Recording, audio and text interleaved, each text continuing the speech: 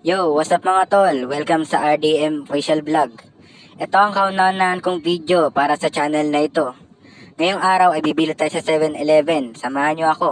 Ano? Tara! At ayun mga tol, kaagad na nga akong umalis ng bahay para nga makabili na ng aking merienda.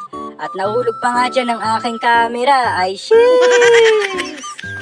At pag-akit ko nga sa itaas ay kaagad na ako nagtungo sa 7-Eleven na malapit sa aming bahay para bumili na ng aking merienda.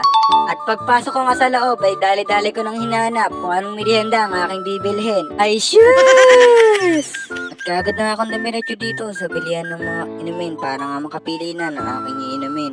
At Sunkist ng kulay green na nga lang ang aking kinuha. Pagkatapos nga ay dumiretso na ako dito sa bilihan ng mga biskwit para nga makapili na ng biskwit na aking kakainin. At yun nga yung Skyflakes na aking kinakain. At dito nga ay dumiretso na ako sa bilihan ng mga chichirya para makakuha na ng chichirya ang aking kakainin.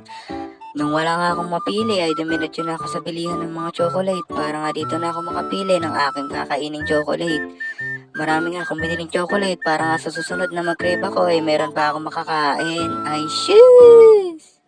Itong hilaw na dilaw ang aking kinuha. Alam niyo ba, nung ako ay kabataan, dati ay pinipili ko itong hilaw na ito pag ako ay bumibili sa tindahan. Iniiyakan ko pa ang aking nanay kapag ako ay hindi nakakatikim o nakakabili ng hilaw na yan. Ay shiz! Marami pa akong kuhaing chocolate pero wala na akong pambili kaya naisip ko na Graham crackers na nga lang aking kukunin at ito ay aking makakain at matikman. Fast forward, binayaran ko na nga ang aking mga pinamili. Habang binabayaran ko nga ito sa cashier ay napaisip nga ako na dati sinasama ko ng aking tatay dito sa 7-Eleven para bumili nga ng aming paboritong Slurpee. Ay shoes! At meron akong isang experience na hindi ko makakalimutan sa pagkuha ng Slurpee. Nung ito nga ay tumapon sa akin, ay shoes!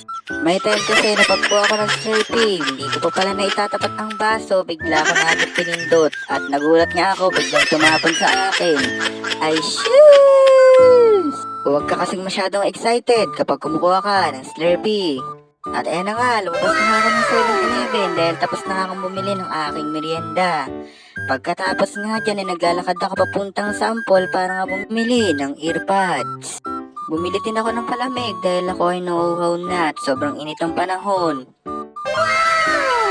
At isang krosining pula mga tol. Alam niyo ba noon sa tuwing maglalakad kami ng aking lola, pag kami nga ay naglalakad ay napapansin niya ang aking paa na magkatabing ingaraw para nga daw akong penguin kung maglakad. Ay sheesh! Tinatanong ko nga siya noon kung bakit nga ganon ang aking mga paa. Sabi niya ay baka raw hindi lang ako nahilot ng aking nanay pagkapanganak sa akin. Ay hindi naman ako naniniwala. Ay sheesh! Hiro lang yun mga tol, baka isumbong niyo pa ako sa lola ko. Hindi ko nga namalayan, sa kakadaldal ko ay nakarating na ako sa sample. At eto nga ang pagbibilhan ko ng earpods.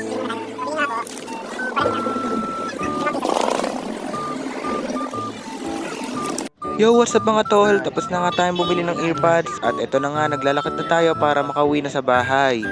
Bilisan na nga natin ang paglalakad para nga makauwi na tayo mga tol at mukhang uulan na. At eto nga ang ganap nung ako ay pauwi na sa bahay. At biglang ako napahinto sa ng mga nagbebenta ng mga karaoke. Dahil naaalala ko noon nung ako ay kumakanta sa mga ganito. Dati nga ay mahilig kami kumunta sa mall pag kami nga ay nagpupunta sa mall. Akala mo naman kaya ganda ng boses. Ay shoes! At patuloy pa nga ako sa paglalakad. Pa ako sa tapat ng Alphamart. Dapat pala sa Alphamart na lang ako bumili mga tol. Kasi bukas naman pala sila. Bukas sila. Ang isip ko kanina, sarado sila. Kaya kailangan masyadong bumili. Hindi na ako pumunta, kaya ganito. Isisip ko mag 7-Eleven na lang.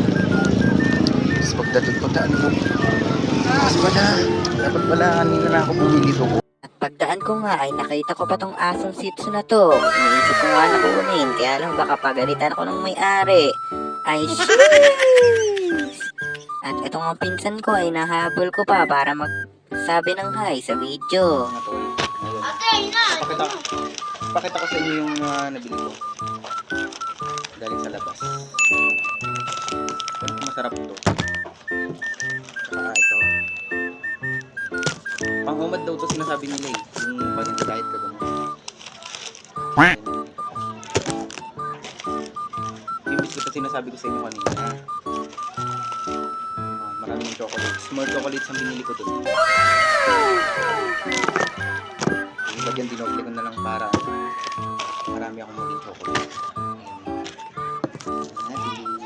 Tikman natin itong NY Sun Greyhound. Tikman natin. Hawak ko pa itong ano. Bumili kasama palamig kanina sa sample. Grabing init. Sobrang daming tao doon. Natikman nyo na ba ito? Ito yung laman niya.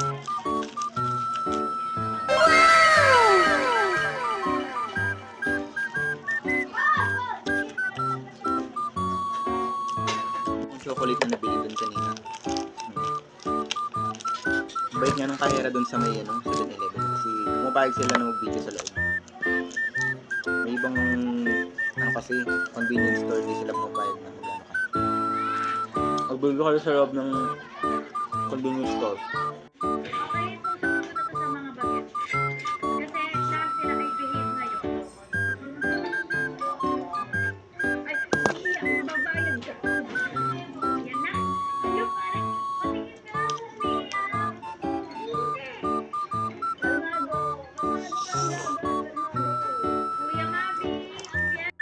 At dito nga sa video na ito, ipapakita ko nga sa inyo kung paano ako nag-aayos ng aking nota na ginagamit ko sa aking pagtupad.